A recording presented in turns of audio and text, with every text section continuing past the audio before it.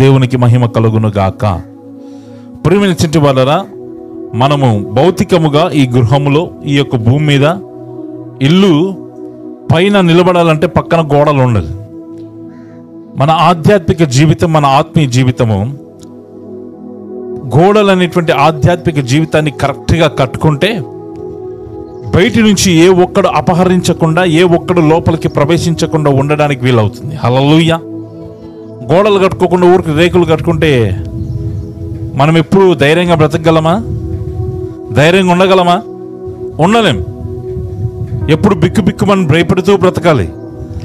ఇంటికి గోడ ఏ విధంగా అయితే ప్రాముఖ్యమో, పట్టణాలకి ఏ విధంగా అయితే ప్రాకారములు, గోడలు ఎంతో ప్రాముఖ్యమో, మన ఆధ్యాత్మిక జీవితానికి, క్రైస్తవ జీవితానికి గోడలు అనేది చాలా ప్రాముఖ్యమైనది. దేవునికి స్తోత్రం కలుగును గాక. హల్లెలూయా. చూడండి, మనం చేసే ప్రతి ఆధ్యాత్మిక జీవితంలో మన ప్రార్థన, మన వాక్యతరమైన జీవితము, మన భయభక్తులు కలిగిన జీవితము మన సరిగా జీవిస్తుంటే ఒక్కొక్క ఇటుక కట్టుకుంటూ బలమైనటువంటి పునాదుల చేత కట్టబడి బలమైనటువంటి గోడలు నిర్మించబడతాయి. హల్లెలూయా. మన ప్రార్థన బలహీనంగా ఉంటే ఏమవుద్ది? కూలిపోద్ది. చూడండి, గోడ కట్టేటప్పుడు సిమెంట్ సరిగా లేకపోతే ఏమవుద్ది? ఇసుక సరిగా కలపకపోతే, సిమెంట్ సరిగా కలపకపోతే ఊరికి ఇటుకలు నిలబడతాయా? ఎప్పుడో ఒక చోట కూలిపోతాయి.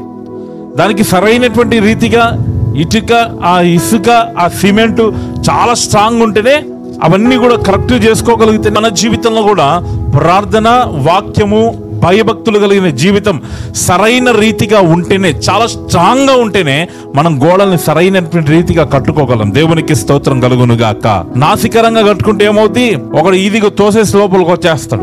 అపవాది కూడా అంతే. మన ఆధ్యాత్మిక జీవితంలో మనము ఆత్మీయపరమైనటువంటి గోడలు సరిగా కట్టుకోలేకపోతే అపవాది ఆటోమేటిక్గా వాడు చాలా సింపుల్గా మన జీవితంలోకి ఎంటర్ అయ్యే ప్రమాదం ఉంది. హల్లెలూయా.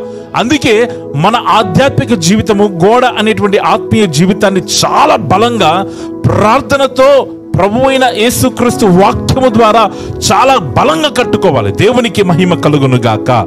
బలంగా కట్టుకున్నప్పుడు బయటి వాడు లోపలికి రాలేడు. హల్లెలూయా. మనం డోర్ చేస్తేనే వాడు రాలేదు. అది మన అనుమతి ఉంటేనే రాగలడు.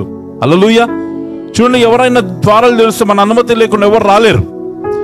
అలాగనే మనము మన ఆత్మీయ జీవితానికి డోర్స్ మనమే ఓపెన్ చేసుకోవాలి, క్లోజ్ చేసుకోవాలి. హల్లెలూయా. వేరేవారు రావడానికి వీలు కుదరదు. ఎందుకంటే మనం ఆ స్థితిలో బలంగా ఉండాలి. దేవునికి మహిమ కలుగును గాక. అలా ఉన్నప్పుడు కూడా మన ఆశీర్వాదము వ్యాపిస్తుంది. దేవునికి మహిమ కలుగును గాక. నాసికరంగా కట్టుకుంటే ఆటోమేటిక్ వాడు లోపలికి వచ్చేస్తాడు. గోడ పగలగొట్టుకుని మన ఆధ్యాత్మిక జీవితంలోకి వాడు వచ్చేస్తాడు. వచ్చిన తర్వాత ఆశీర్వాదాలు రావు. అన్ని దుఃఖం, వేదన, సమస్యలు, తలపోటు ఇవన్నీ ఎక్కువైపోతాయి. అందుకే మనం కట్టుకునే బాధ్యత ఎవరిదంటే మనదే. హల్లెలూయా.